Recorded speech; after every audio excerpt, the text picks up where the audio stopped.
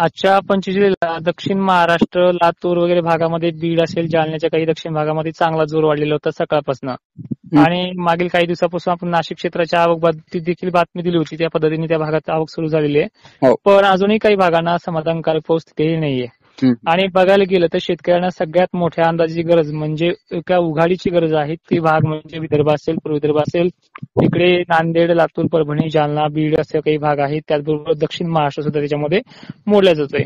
तर या भागांना थोडी गुड न्यूज आहे, पण त्या पद्धतीचं नियोजन सुद्धा त्याच पद्धतीने करावं लागणार आहे. तर थोडक्यात सांगतो सूर्यदर्शनाबाबतीत. तर मित्रांनो, सूर्यदर्शन पाहायला गेलं तर ते होणार सुद्धा आहे 27 जुलैला. इकडे बुलढाणा, जालन्याच्या उत्तर भागामध्ये, जालन्याच्या बऱ्याच ठिकाणी, जळगाव असेल, धुळे, नंदुरबार परिसर असेल 27 जुलैला. आणि 26 जुलैला काही प्रमाणामध्ये उद्याच्या सुद्धा दुपारनंतर फवारणीसाठी योग्य वातावरण आहे. आणि 27 जुलैला विशेष करून योग्य वातावरण आहे. उद्याच्या वातावरणाच्या फवारणीची रिस्क सुद्धा घेऊ नका. जर काही ठिकाणी असं वाटलं तुम्हाला की आता हा पाऊस दिवसभराचा नाही, अशा शेतकऱ्यांनी त्याचं नियोजन करायचंय, कारण की संध्याकाळीला याही काळामध्ये पावसाची शक्यता जाणवते. तर 27 तारीख ही पूर्ण दिवसभर फवारणीसाठी योग्य आहे. सकाळच्या पहिले थोडी झिमझिम होईल.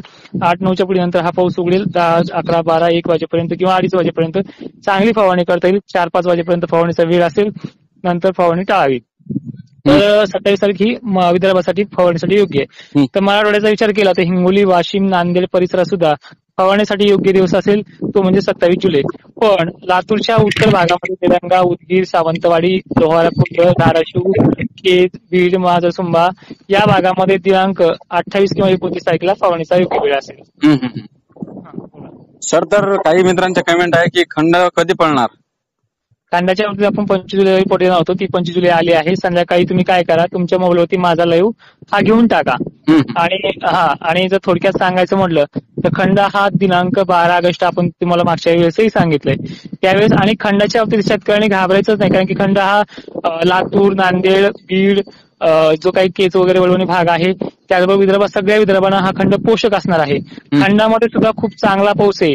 आणि खंडामधल्या ज्या पाऊसाच्या तारखा असतील त्या आपण त्या दिवशी जाहीर करू. आजही थोडक्यात सांगण्यात काही अडचण नाहीये, कारण की आज 25 जुलै तो आपल्याला रिपोर्ट द्यायचाच होता. तर खंडामध्ये तारीख आहे 20 पासून ते 25 तारखेपर्यंत चांगला पाऊस आहे, म्हणजे जो ऑगस्ट महिन्याची कंडिशन सांगतोय. त्यानंतर हा विदर्भासाठी आणि मराठवाड्यासाठी पोषक वातावरण आहे. पश्चिम महाराष्ट्राची अजूनही तारीख अद्याप स्थिर नाहीये, कारण की पश्चिम महाराष्ट्रात त्या काळामध्ये हाय प्रेशर बनून थोडेफार पिकं सुकणं, कोरडं नुकसान होणं अशी गोष्टी थोड्याफार किंचित प्रमाणात आहे, कारण की त्यांच्या भागात आजही पाऊस व्यवस्थित नाहीये. पण नाशिक क्षेत्रामध्ये काही ठिकाणी आवक चालू झाली. नांदुरा प्रकल्पात पाण्याची आवक 30% आजही त्याची बातमी आपण पाहतोय. त्यामुळे नाशिकचं काहीतरी चित्र ह्या 6 ऑगस्ट पर्यंत वाढणार आहे. आता सगळ्यात मेन प्रश्न म्हणजे बऱ्याचशा शेतकऱ्यांना अशीही चिंता पडली, जसं की मी आता 27-28 साठी सूर्यदर्शन थोडंफार प्रमाणात आणि फवारणीसाठी योग्य वेळ. फवारणीसाठी आणि सूर्यदर्शन ह्या दोन गोष्टींमध्ये विभाजन आहे. काही ठिकाणी सूर्यदर्शन होऊन फवारणी करता येईल, तर काही ठिकाणी सूर्यदर्शन नसून होऊन सुद्धा फवारणी करता येईल, म्हणजे पाण्याचा थेंब थोडासा बंद राहील. त्यामुळे हे फवारणीसाठी योग्य दिवस म्हणतोय.